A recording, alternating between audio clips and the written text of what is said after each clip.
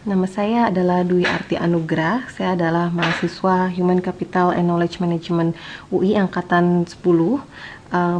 Pada kesempatan kali ini, saya akan mempresentasikan bagian atau chapter ke-14 yang berisi tentang Restructuring Organization. Restructuring organisasi merupakan termasuk ke dalam bagian Technostructural Intervention, yaitu perubahan program yang berfokus pada teknologi dan struktur dari organisasi. Meningkatnya kompetisi global dan perubahan lingkungan membuat organisasi perlu untuk merestrukturisasi dirinya dari birokrasi yang kaku menjadi desain lebih fleksibel. Bentuk barunya mungkin nanti akan sangat adaptif dan inovatif, namun juga membutuhkan kemampuan manajerial yang hebat untuk dapat beroperasi dengan sukses. Pada presentasi ini nanti akan dibahas mengenai struktur-struktur organisasi dan juga desain untuk restructuring organization, yaitu melalui downsizing dan reengineering. Oke, desain struktural. Desain struktural merupakan cara bagaimana keseluruhan pekerjaan dalam organisasi dibagi-bagi menjadi subunit dan bagaimana subunit tersebut dapat berkoordinasi untuk menyelesaikan perspektif kontingensi. Terdapat 4 faktor yang harus dipenuhi dalam mendesain struktur organisasi. Yang pertama adalah faktor lingkungan, yang kedua adalah ukuran dari organisasi, yang ketiga adalah teknologi, dan yang terakhir adalah strategi dari organisasi. Oke, kemudian bentuk-bentuk dari struktur organisasi yang akan dibahas pada bab ini adalah ada functional structure, matrix structure, dan nanti akan ada yang lain. Functional structure sendiri merupakan struktur yang paling umum digunakan di dunia, di mana organisasi dibagi-bagi menjadi unit-unit fungsional seperti marketing, operations, R&D, dan juga sales. Nah, keuntungan dari struktur ini adalah mempromot spesialisasi dan skill dan dengan mengelompokkan orang-orang yang memiliki pekerjaan yang sama dan mengalami permasalahan yang sama dalam suatu organisasi. Namun, kekurangannya adalah tugas-tugasnya sangat rutin dengan orientasi yang sangat terbatas. Organisasi biasanya mempunyai anggota yang sedikit produk dan servisnya pada struktur-struktur ini dengan teknologi yang rutin dan juga ketergantungan di antara fungsi-fungsinya. Yang berikutnya adalah matrix structure, seperti yang dilihat di sini. Matrix structure merupakan struktur lateral yang berfokus pada koordinasi proyek ataupun produk di dalam suatu struktur dengan fungsi vertikal. Terdiri dari 3 peran unik dan kritikal, yaitu top manager yang mengepalai dan mengembangkan perintah terhadap keseluruhan. Kemudian matrix bosses, yaitu atasan-atasan yang terdapat pada masing-masing fungsional, produk, ataupun area. Sedangkan two boss manager itu report kepada matrix leader yang berbeda. Keuntungan dari matrix struktur ini adalah di mana multiple orientasi spesialisasi, knowledge dan fungsional dapat dilakukan pada semua project. Namun, kekurangannya adalah kesulitan untuk memanagenya karena butuh biaya dan dukungan yang besar. Matrix struktur ini biasanya digunakan dalam 3 kondisi yang penting.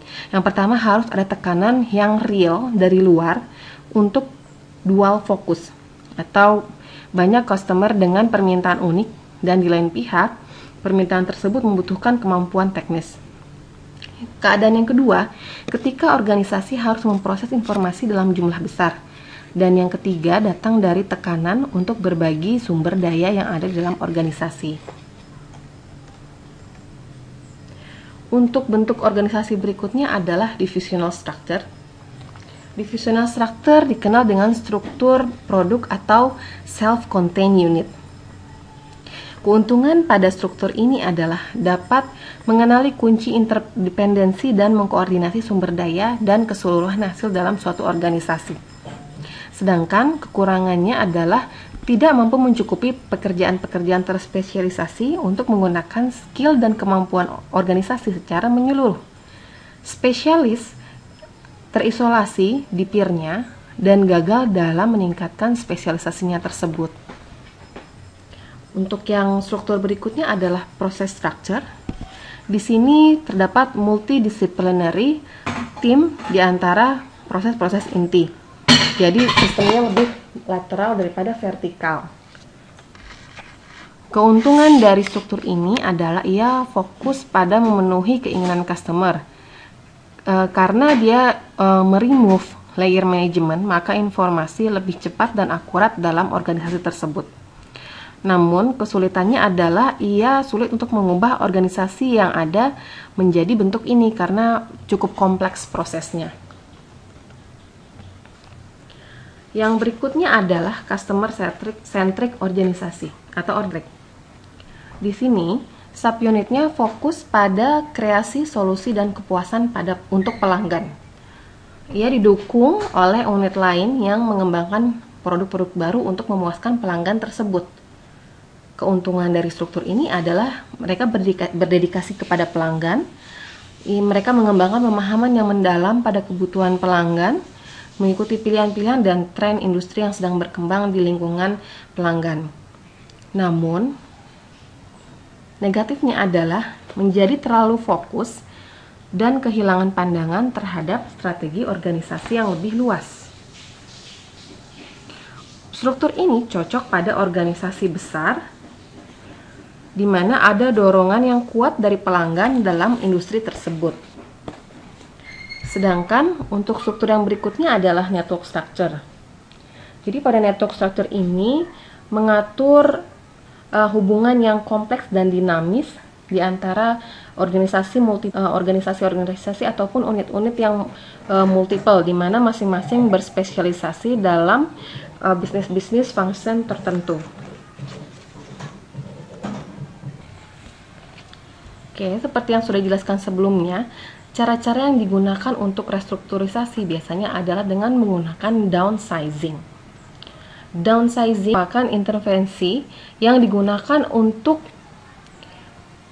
menurunkan ukuran dari suatu organisasi. Terdapat 4 keadaan yang menyebabkan downsizing. Yang pertama berkaitan dengan merger dan acquisition dari perusahaan tersebut. Yang kedua adalah implementasi struktur baru. Yang ketiga adalah penurunan dari organisasi, yaitu kehilangan revenue dan juga market share. Dan yang terakhir adalah adanya kepercayaan dan tekanan sosial bahwa ukuran yang semakin kecil itu adalah semakin baik untuk suatu organisasi. Kemudian, struktur restrukturisasi yang lainnya adalah melalui re-engineering.